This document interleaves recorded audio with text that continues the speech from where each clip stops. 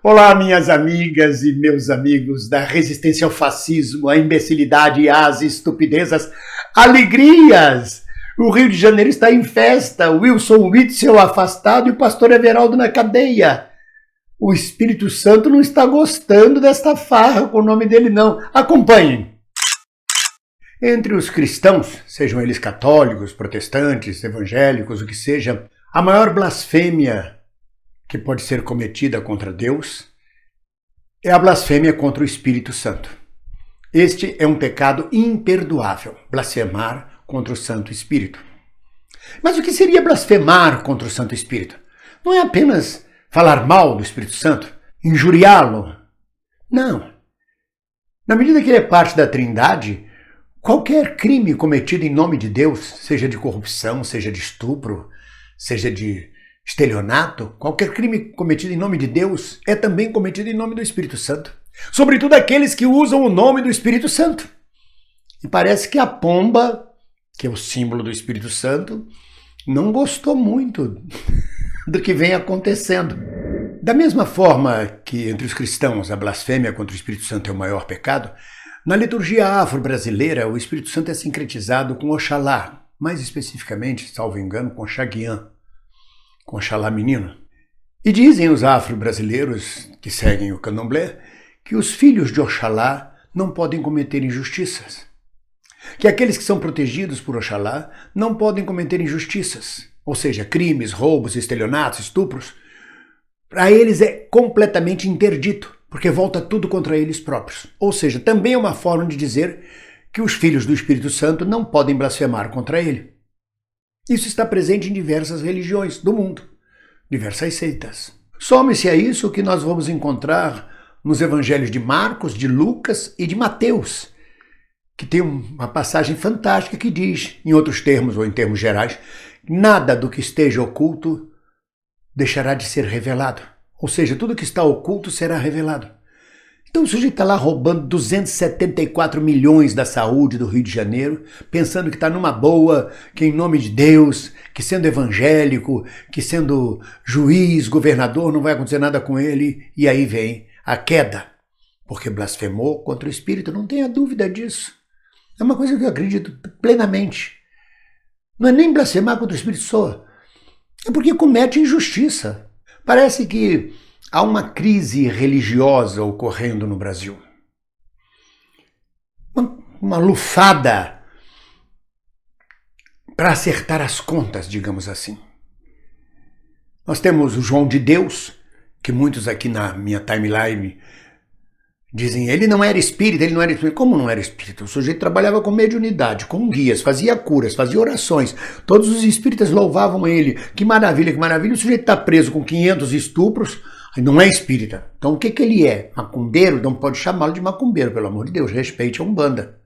O que ele é então? Católico ele não é. Budista ele não é. Ele é espírita.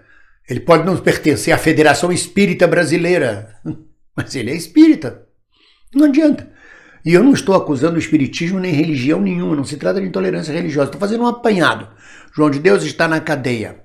A Flor de Lis, o exemplo, a amada irmã em Cristo, como disse a primeira dama. Aliás, por falar nisso, presidente, por que o Queiroz depositou 89 mil reais na conta da Michele? Então a primeira dama diz, numa mensagem para a Flor de Lis, minha amada irmã em Cristo. E a Flor de Lis é um caos, usando o nome do Espírito Santo. Primeiro criou o filho, depois casou o filho com a filha, depois casou com o próprio filho e depois matou o filho, o genro e pastor e tudo que ele era dela nessa confusão. Aí aparece um outro filho adotivo dizendo que teve relações sexuais com ela. E aparece um outro dizendo que ela cedia filhas para pastores estrangeiros. Uma pessoa dessa ainda é deputada federal, ainda ministra cultos.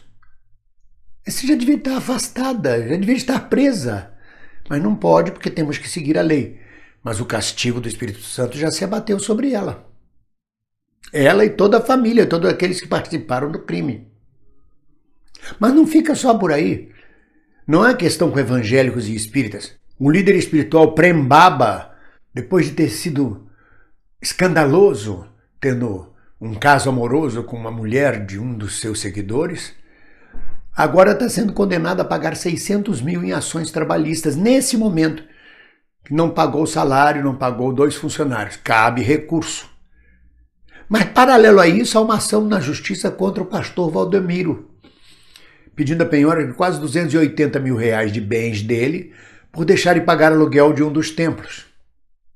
Repara como o castigo do Espírito Santo está caindo em cima de todos aqueles que, de alguma forma, trabalham com a espiritualidade em proveito próprio e, de alguma forma, beneficiam-se pessoalmente com a espiritualidade. Que você tenha benefícios pessoais pelas boas obras suas é natural. Agora, que você se aproveite da espiritualidade para ter benefícios fora do que está esperado, aí a coisa pega. E por último, ou não último, mas derradeiro, sei lá, o pastor Everaldo, que batizou Bolsonaro nas águas do Jordão. Eu até gostaria de entender, Bolsonaro diz que é católico, mas é batizado nas águas do Jordão e vai à maçonaria. Ou seja, ele não é nada, ele quer o voto dos evangélicos, quer o voto dos católicos, quer o voto dos maçons, ele quer o voto. Mas o santo pastor Everaldo está preso. Não é só o Witzel que foi afastado, não. O santo pastor Everaldo está preso.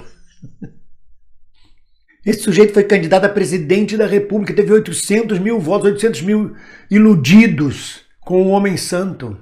Então é João de Deus, é Flor de Lis, é pastor Everaldo, é o Witzel, o evangélico, governador que veio para o Rio para salvar o Rio da corrupção, é o Prembaba, é o Valdomiro, é uma onda, uma lufada. Realmente o Espírito Santo não anda nada satisfeito com as blasfêmias contra ele.